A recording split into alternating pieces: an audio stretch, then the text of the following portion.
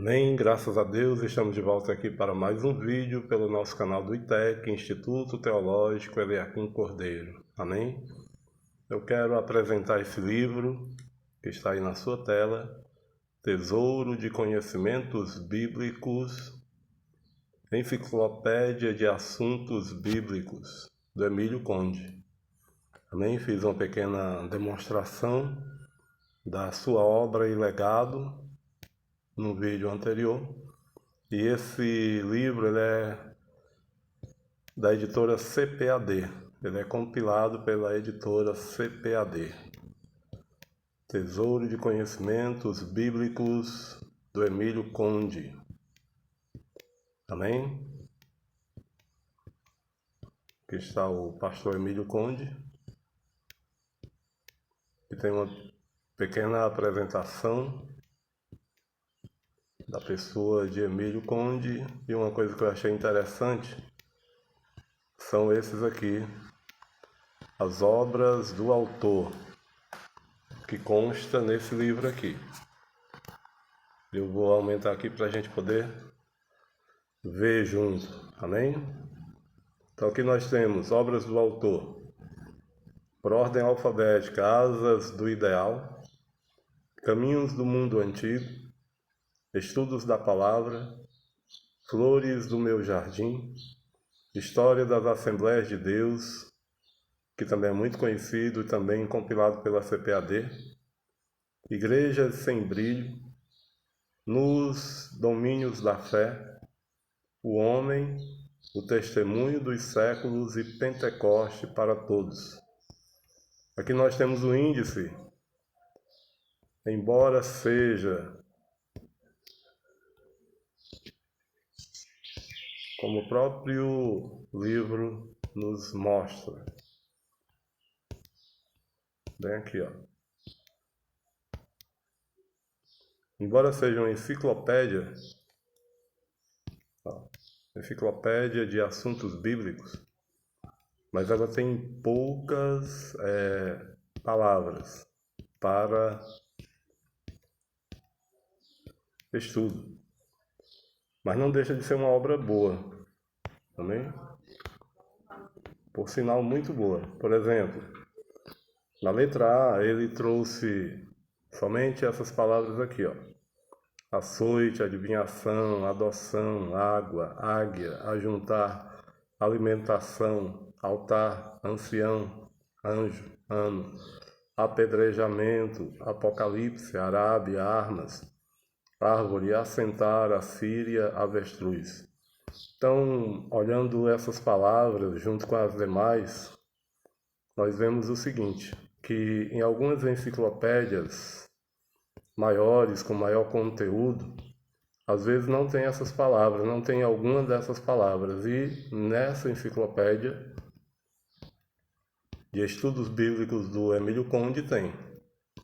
São poucas palavras, mas pode ser que naquelas enciclopédias mais dinâmicas de hoje em dia, nós temos que ver o tempo em que Emílio Conde ele escreveu. Não era tão fácil como hoje. Hoje você pode escrever um livro e pode lançar sem editora. Hoje você pode escrever um livro e lançar aí como autor independente, né? Hoje as coisas estão mais fáceis. Por exemplo, aqui na letra B, Babilônia, Balaão, balança, beijo, Belém, boca e boi. E assim vai. Então são poucas palavras, mas não deixa de ser um livro bom. Amém? Eu digo para você que esse livro ele é muito bom para o estudante de teologia, o iniciante. Amém? Aquele que está iniciando. Eu gosto de livros quando eles têm figura. Bíblias também. Então ele vai começar aqui, como a gente viu ali, com a palavra açoite. E ele faz o seguinte comentário. Do latim, flagellum, e do grego, mastix. Outra palavra grega relacionada é plege, aparentada com só. Golpear é um golpe recebido por vara. Tudo o que se registra nas páginas da Bíblia, quer se tratando de costumes ou relatos históricos inspirados dos profetas, merece a nossa atenção para os devidos comentários, tendo em vista ajudar os leitores da Palavra de Deus. À primeira vista pode causar estranheza o assunto em pauta. Para conhecimento inicial, convém saber-se que o emprego do açoite, método de se castigar, então com um pau ou chicote, era um costume comum entre os antigos. A Bíblia registra com destaque essa forma de castigo entre os egípcios e a punição com ela dos israelitas que não cumprissem determinadas ordens dos capatazes de Faraó. E foram açoitados os oficiais dos filhos de Israel, que os exatores de Faraó tinham posto sobre eles, dizendo estes: por que não achastes, não acabastes vossa tarefa ontem e hoje, fazendo tijolos como antes? Êxodo capítulo 5, versículo 14. O castigo de açoite empregado contra os israelitas correspondia a um ato de prisão de nossos dias. Era uma penalidade imposta por não haverem cumprido integralmente as ordens de seus chefes, embora essas determinações fossem absurdas e difíceis de serem executadas. Na lei dada por Deus a Moisés estava incluída e regulamentada a penalidade referente ao açoite.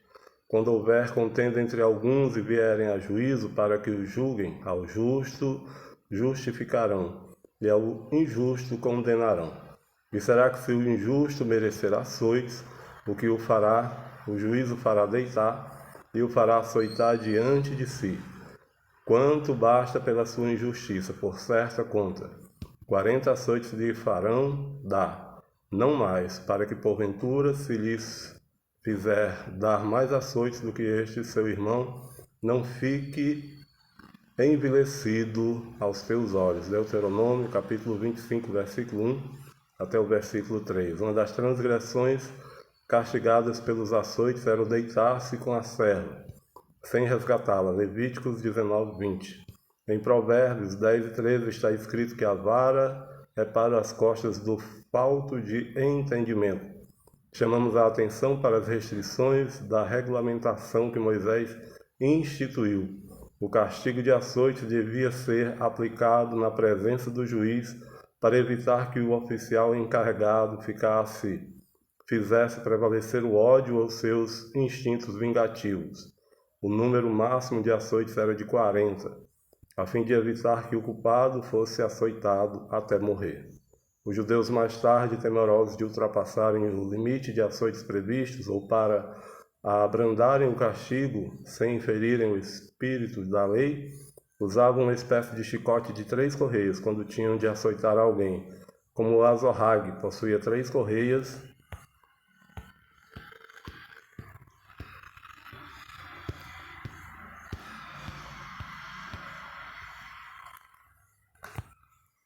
eles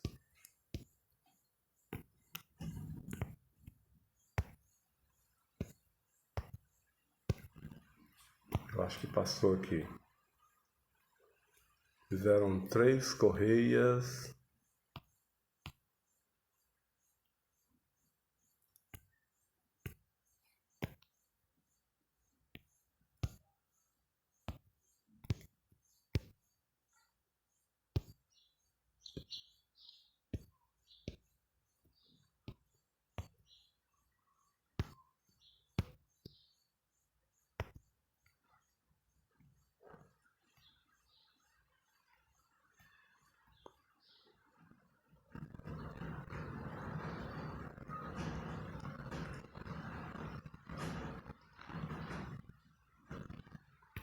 É aqui mesmo.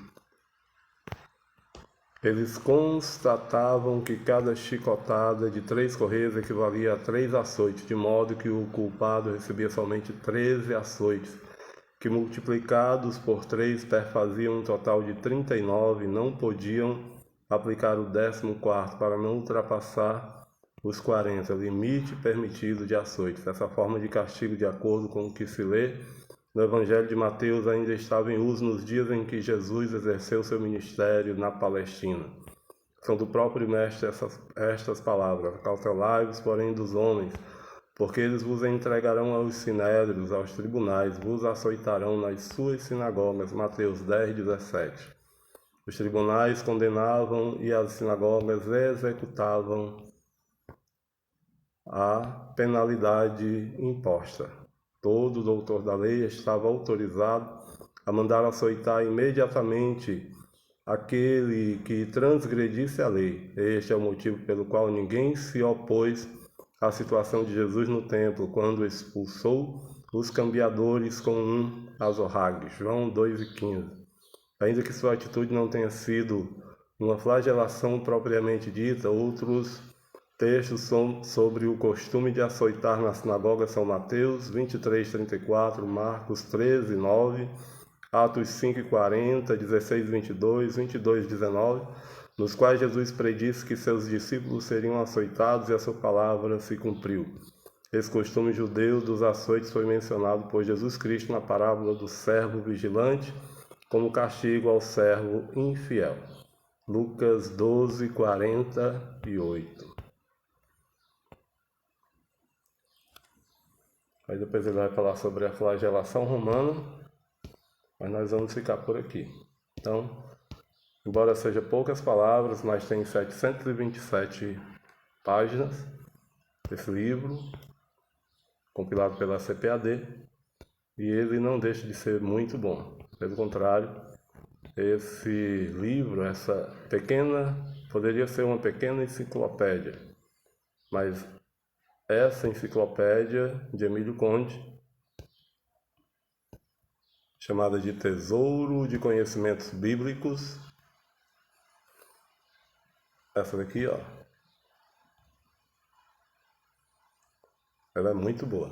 Também eu recomendo para todos os estudantes de teologia, sejam eles iniciantes, ou já secundários, ou já pessoas que já têm um tempo de estudo da Palavra de Deus. Amém?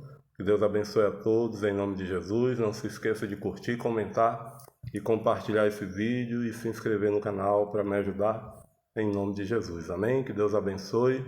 A paz do Senhor e até os próximos vídeos. Amém e graças a Deus.